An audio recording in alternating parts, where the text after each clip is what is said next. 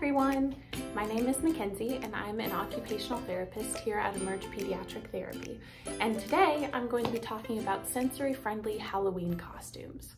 Halloween is coming up, and while it can be a super fun holiday to celebrate, some of our friends and children can have a hard time with all of the different sensory experiences that happen around this holiday, particularly Halloween costumes. I have a few tips and tricks and different ideas to offer you that might help your child with their Halloween costume this year. One of the first and most important things that you can do to help your child feel comfortable in their Halloween costume is to check the kind of materials that it's made out of. Is it made out of soft cottons and stretchy fabrics or athletic material that your child tends to prefer wearing? Or is it made out of something new and scratchy? Depending on the material, your child may feel comfortable or may need adjustments. One of the quickest and easiest things that you can do is to just put on your child's preferred clothing underneath the costume. This could be a preferred long sleeve shirt or pants or a nightgown, anything that they feel comfortable in that will fit under their costume so that any new itchy material isn't touching their skin. You also want to be sure to remove any tags or scratchy materials that are sticking out from the inside of the costume. As a general tip, it's usually good to avoid costumes that require masks of any kind or face paint, as this can be really irritating for many children who struggle with the feeling of different sensations against their skin.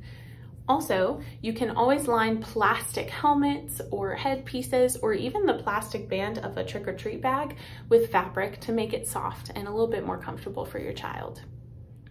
A tip for a quick kind of fix for Halloween costumes would be to have your child wear a onesie that has their favorite animal or character on it, or to maybe wear an oversized t-shirt that you design in a certain way to be a character or object that they really love. If you do choose to buy a costume, something else to consider is the length of the costume, maybe sizing up, sizing down, how will it fit? Because a costume that may be uncomfortable in the correct size for your child could feel just fine if it's one size up. Also, if it's a little long, maybe sizing down will help it to not get in the way of your child's feet or to brush against their arms or legs in a way that's irritating. Another important aspect of choosing a Halloween costume is to make sure that your child can get in and out of it easily. We all know that when kids get really irritated, sometimes they just like to start shedding their clothing, especially if their clothing is the thing irritating them. What can make that situation escalate is if they feel trapped inside of their costume. So make sure it's a costume that they can get into and out of easily so they know that they're not trapped. And if they need a quick escape to de-escalate the situation, they have the ability to get out of their costume on their own. Once you have your child's Halloween costume picked out, it's very important to wash the costume first, whether it is a onesie, an oversized t-shirt, or a typical costume that you've bought from the store, to make sure that any odors are removed and it helps to soften the fabric. Once you've done that, it's also essential that you have your child try on the costume multiple times before the day of Halloween. This way they can wear it around the house, get comfortable with it, or if they don't like the costume and there's just no saving it, you can make other plans. There are also some adjustments that you can make to Halloween costumes to help them be a little bit more sensory friendly overall.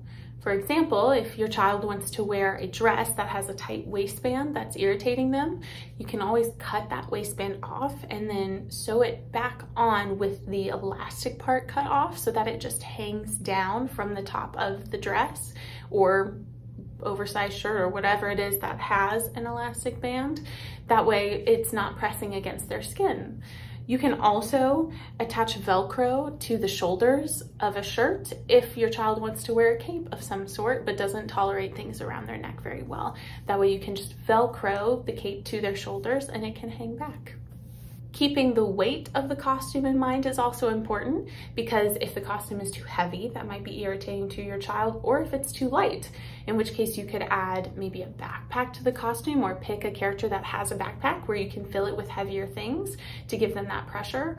Or you could even have a compression vest underneath the costume that's giving them consistent pressure throughout the night. It's also important to consider the weather. I've been giving suggestions for wearing clothes underneath the costume or wearing a compression vest. And if it's going to be a warm night on Halloween, your child might feel too hot in their costume. However, if it's going to be cold, you might want more layers anyways. So just being aware of what the weather is going to be that night and how it can impact the feel of the costume is important. Additional sensory tools that you can use include incorporating earmuffs into the costume to minimize noise while children are out trick-or-treating or when they're walking up to doors and something loud might happen. Having those earmuffs reduces the auditory input that they're experiencing. And you can always attach little animal ears or something to those earmuffs to make them a part of the costume.